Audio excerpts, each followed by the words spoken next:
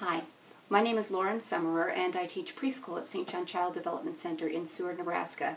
And we just discovered a really fun way to share your children's work and telling Bible stories with parents or whoever you'd like to share it with.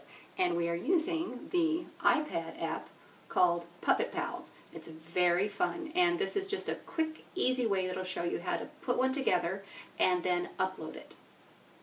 To begin, you're going to want to purchase the Puppet Pals app. Open it up, and you'll want to buy the $1.99 version because this will allow you to create your own characters. And what it says is press to start. And you're going to be able to choose up to 8 actors. And the really fun part here is where it says add an actor from a photo.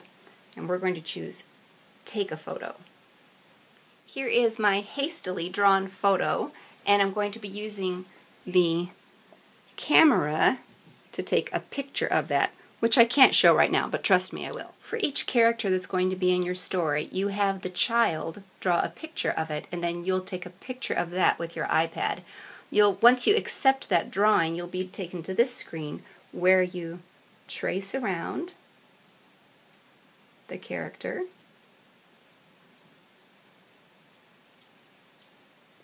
And you can either reject it or accept it, and it will be added to your list of characters. Right here, when my children were making the Joseph story, you can see we've got our cows, our corn, there's Joseph, there are the pyramids, the corn, the brothers, Jacob the father, our jail, Pharaoh, the camels, and then just some people I've been messing around with. So select your actors for your story. We'll use who we just created. We'll use the jail from the Joseph story and the camel. Over to the side, ones to the top will be in the foreground, ones to the back will be in the background. I do want my jail to be in the foreground, so I select it and change spots. Go on to next.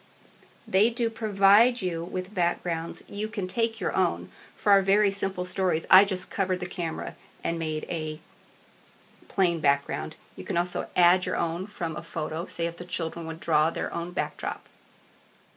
So we select our backdrop, it gives us next, and here we are on the stage, and here's where I'm going to encourage you to mess around with it first.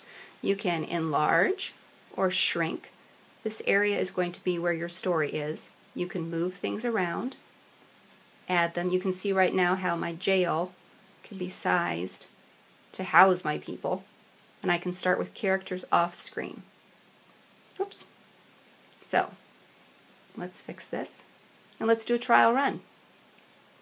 Once upon a time, there was a jail. A man came along who had stolen a camel, and he went to jail.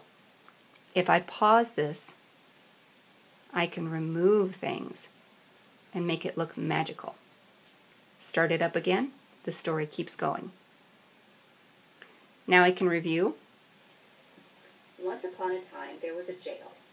A man came along who had stolen a camel, and he went to jail. If I pause this, start it up again, the story keeps going. If I'd like to save this, I choose download. I can title it, this was test, and save. It was successful. Yes, I would like that. Go back. All of your saved shows you can export. Once they're exported, now they're in your camera roll. And if you wanted to leave and go to iMovie, you'll have to be familiar with iMovie, but once again, play around with it. New project. Now these are in your camera roll. You can add them. You can edit them as you will, adding sound.